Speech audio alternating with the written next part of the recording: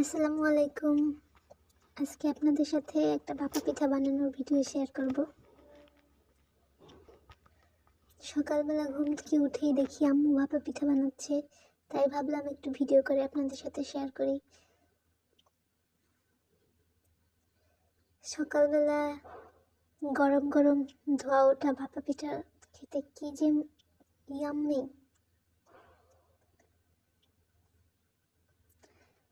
আপনারাও এভাবে বানিয়ে খেতে পারেন। আর প্লিজ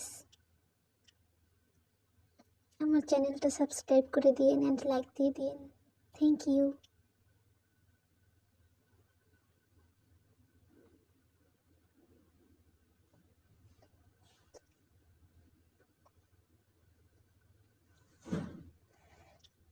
এই যে দেখেন কি সুন্দর ভাপা পিঠা তৈরি হয়ে গেছে, দেখতেই অনেক ইয়াম্মি লাগতেছে।